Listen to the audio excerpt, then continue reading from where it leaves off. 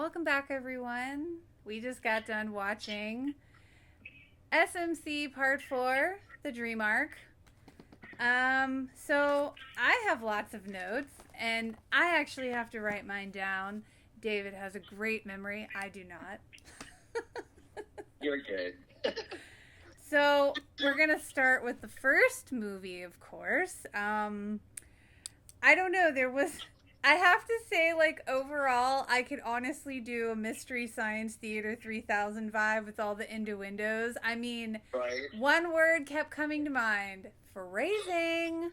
It's like, what is going on right now? Right.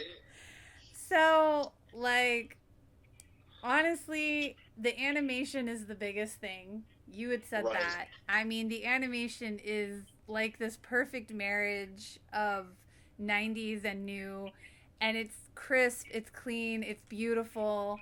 Very impressive. I mean, I'm starting to think that's what they were doing for 4 years, was perfecting the animation. Right. Waiting 4 years allowed them to garner up enough money to fix the animation quality. Not that they didn't have the necessary budget, but Right. I mean, it would definitely fit the theory. Exactly.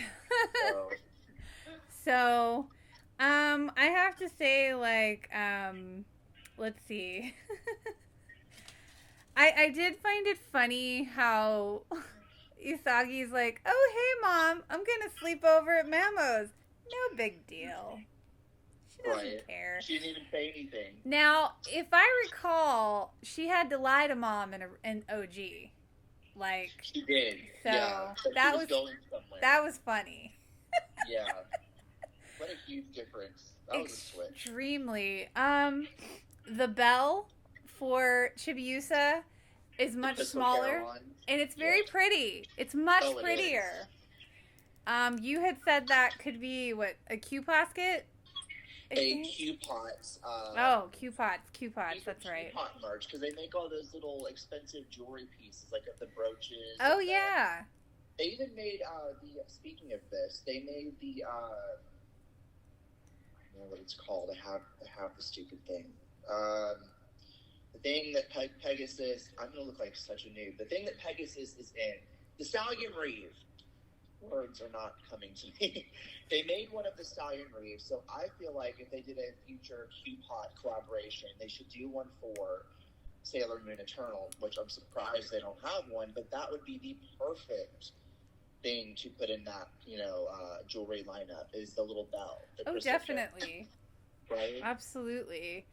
Perfect. Be very pretty. And we can say that the transformations were amazing. 100%. I mean, goosebumps. Like, I'm Chills. very, very well done. Mm-hmm.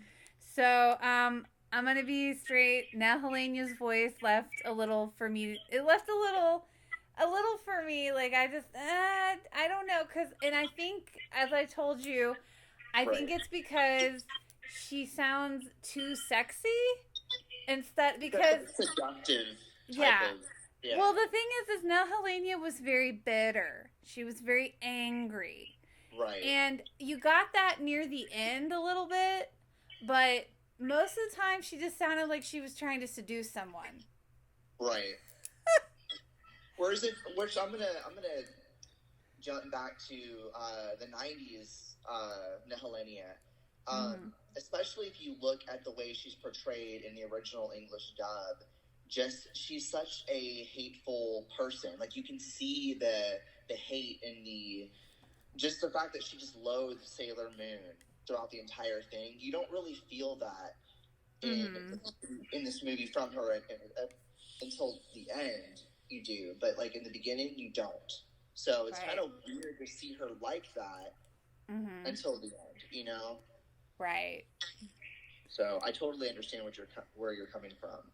I got a little annoyed with the constant self-deprecating Mamo. Oh, I'm just dragging you down. Yeah, everybody just seemed to be beating themselves up.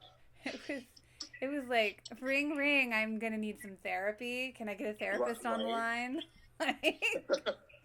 maybe we're a little more jaded, but like this time it just sounded. Oh, and you did say about the voices sounding more natural. The voice They did. acting, because if anybody has seen our previous video where we talked mostly about the original English dub and, the opinions that people, share on that dub, we did mention a little bit of the Viz actors and how we feel about the overall acting. Now, in this current season, the acting was a lot better. Now, as I mentioned to you, that can fall on the director, whoever is directing, because they're in charge of the actors, and they kind of tell them how to interpret the characters. Now, yes, you have free range with it, and you can act and play, but I feel like with the past seasons of Crystal, as well as the redub of the original anime, they weren't able to perform to the best of their ability. Now, after watching the Sailor Moon Eternal movies, I have no complaints. They sounded perfect. Yeah. So, whoever's directing the Eternal movies, thumbs up to you, because, like, these actors are not bad. It's just that I feel like whoever the previous director was for the redub of the 90s anime as well as Crystal kind of held the actors back. Yeah. And you can really see that. If you go and watch these back to back, you will see what I'm talking about. Some people have the eye for it and some don't. We happen to. So, yeah. But you can tell a huge difference. One thing we both thought was good and funny is when Rini finally got, "That's my dad." Right. That's my dad. Took you 2 seasons, but okay, 2 or 3. Glad you're finally on board with that idea. Right. Very, very good.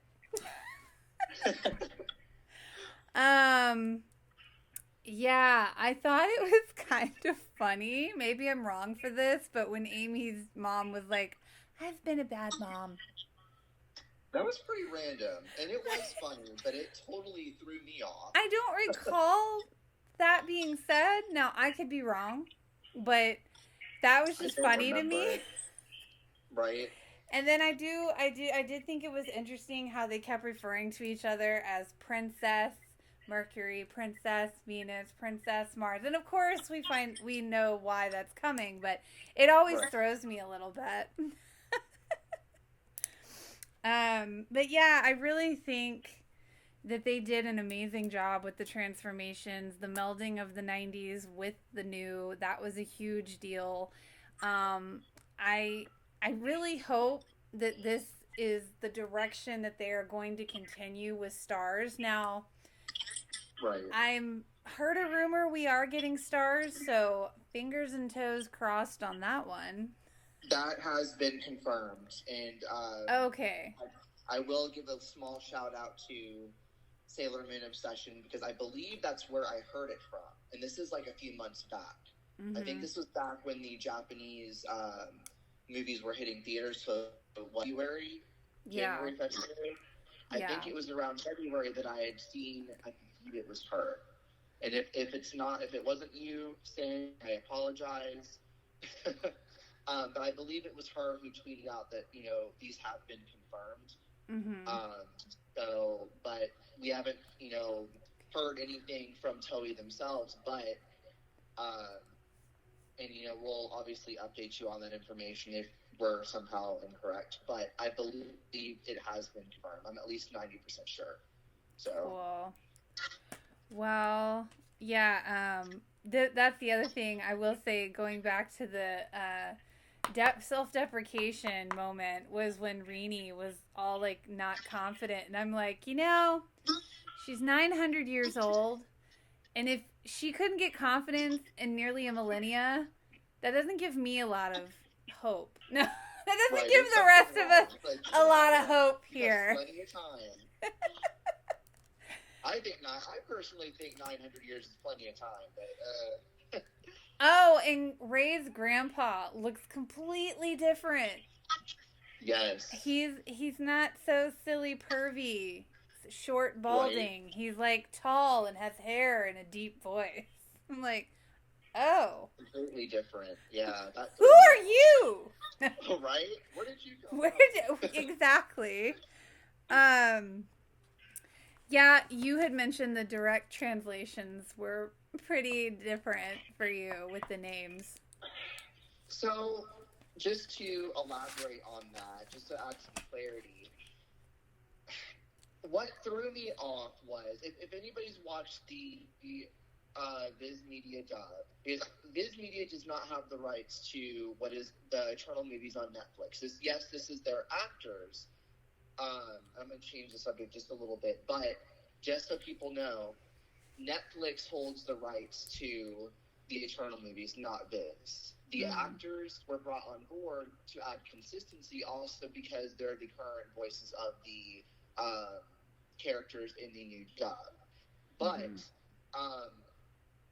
the original scriptwriter who wrote the scripts for the redub, as well as Crystal, the previous seasons of Crystal, did come back.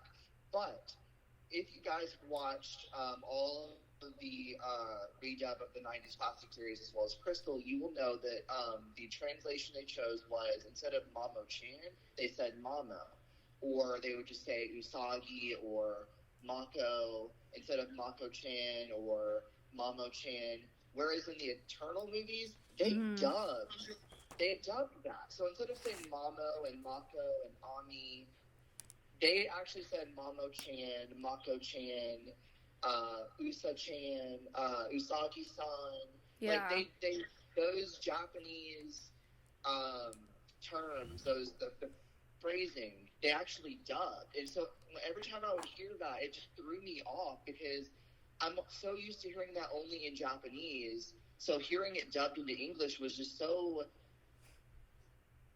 weird. You know, it's gonna take a minute. I might have to watch it again in order for it to kind of sink in. But I'm just so used to hearing that in the Japanese. So, and another thing I want to mention, which piggybacks off of this, is Rei saying "Akurio Taisan," which the direct translation of that in English is "evil spirits be exorcised," which is what we have heard her say throughout Crystal as well as the redub of the English series. She never said it in Japanese, which is Akurio Taisan, which she said in the Eternal movie. So that threw me off as well. So yeah, that was just completely different, Yeah. So I don't know why they chose that, but it was interesting.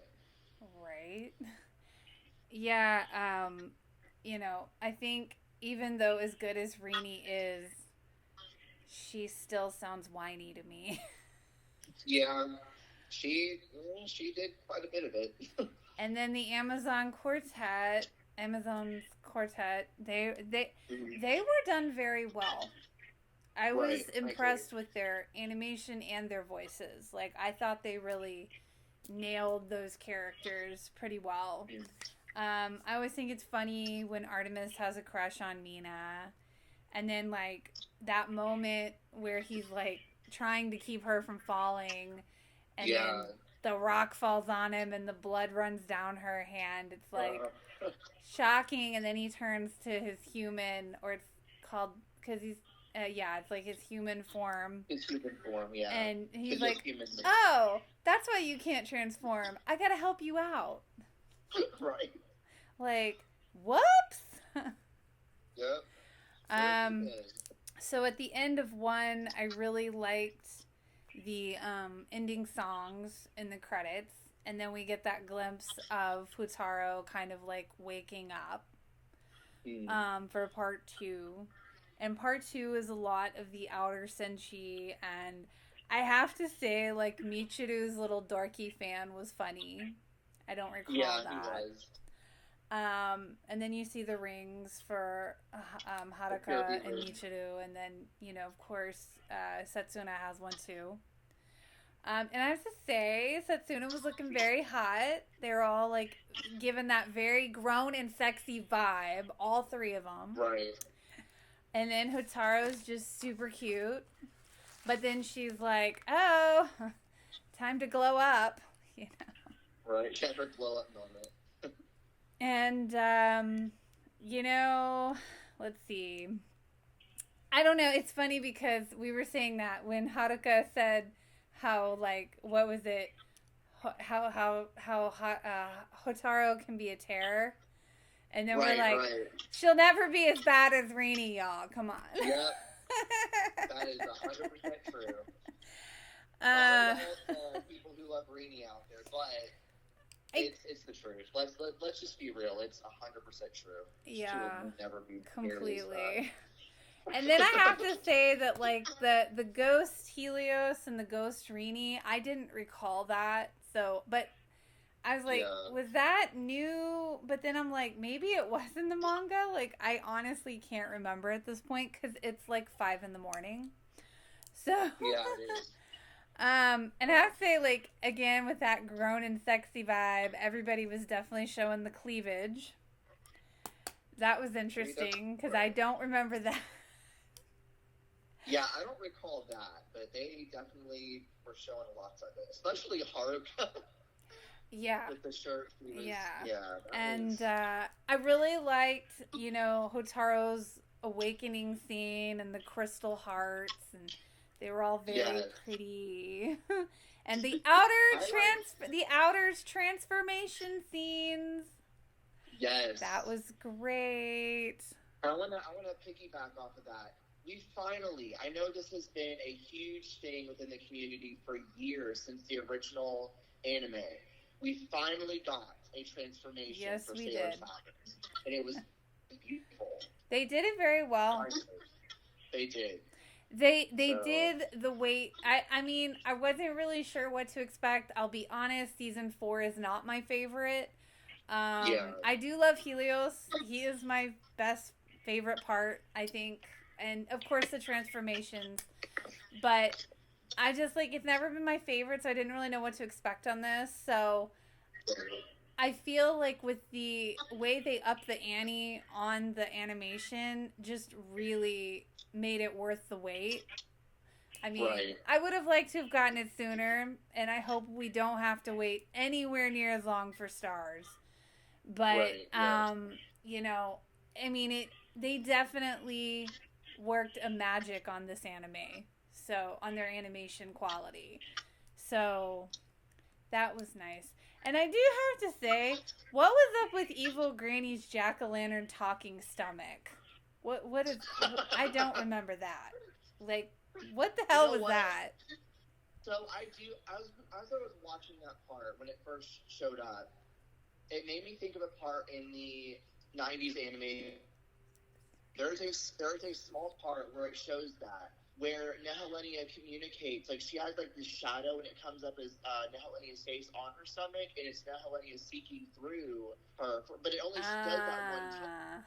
Okay. I think that's where I don't recall this. The 90s anime took inspiration from to do that, because in the Eternal movies, it happened multiple times, and it wasn't Nehelenia. I think it was her one time, but for the most part, it was just there, and it was talking. Like, it was really wait, weird. I think I do remember that now. I just feel like it was more comical in this one. I guess it stood out more. Yeah. I don't know. It kept happening, too. It wasn't just one time. It kept happening. Mm-hmm. True. So, that was interesting. Yeah, but little Mamo and little Usa and their little dream nightmare was still cute. Very cute. Right. I liked where he made her breakfast. Yeah, he's like, I'll do everything. You don't have to do anything. Every woman's dream. I do like how they talk about the Golden Kingdom, the Golden Crystal. They really they finally talk about Mamo's, like, hidden powers and him being attached to the earth, etc., because these are things that never got touched on in OG. So it's like, it's always nice to have that explanation, I think, because so many people, the running joke with Mamo is that he's useless and he does nothing. And I think that's what's so great about it, because that's what this reinforces, is that they are strongest together. That he does definitely have a role in this. So, I always appreciate that. What was also cool, too, is, like, there's that whole theory, like, well, where's Sailor Earth? Well, as you see, each Sailor Scout, Mm-hmm. Sailor Senshi, has a Sailor Crystal. We can see them in the Eternal films get their Sailor Crystals. Well, Mamoru holds Earth's Sailor Crystal, and that is the Golden Crystal. Right. And that's why he's able to fight alongside each of the Sailor Scouts when they were using the power from their Sailor Crystals to help Sailor Moon. He pulled his out and was lending his power. Right. So he takes the role of Sailor Earth. There is no Sailor Earth because he's the Prince of the Earth and holds Earth's Sailor Crystal. And that was another thing. I never knew the Golden Crystal was his Sailor Crystal because I haven't read that part of the manga in a long time. So right. Well, that came a bit of a shock to me. Well, I have to say that, you know, I just, the ending was very beautiful. As in the entire animation work, you can tell there was a lot of love and care and time and effort. Definite time was put into this. And I mean, I am a little concerned that there is no kind of glimpse of stars like we've had with the other seasons. We get a little blip of the next and it does kind of concern me, I'm not gonna lie, because I was really expecting something, but you know, as long as we're confirmed for stars, I can sleep better at night now. So but yeah, I mean, it was very well done. The animation really was, I think, the biggest thing, because in the transformations, I think those were the biggest. And the attack. And the what? The updated version of the attacks, like especially the outer Sailor Scouts attack. The reanimated version. It's like they took the original style of the 90s anime and just reanimated modern. They looked beautiful. World shaking, deep submerge, dead scream. They did them all. So did all the other ones. All of them look beautiful, but just like the overall quality of the animation has really stepped up. They did all the attacks, it felt like, and they really. It wasn't too much. It wasn't too little. It was just right. You know. The attacks were perfect. Like seeing the original attack from the 90s anime reanimated in a modern form was just perfect. They looked beautiful. They did. So it was nice to see them, you know, animated. So exciting. Yeah. It was better than I thought it would be. I was a little irritated with the amount of time we had to wait, but I'm very glad that they really did so well with the animation. It's like they finally got it right. So I hope that this is the direction that they will stick with on Stars. And, you know, I'm bummed. I really wanted a teaser for Stars.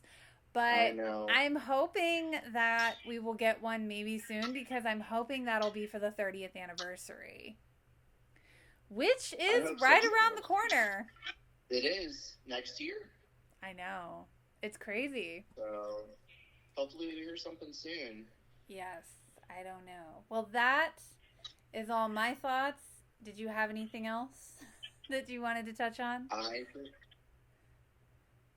think we them all. Okay. Well, that's it for us, guys. Feel free to like and subscribe. Until next time. See you guys later. Bye.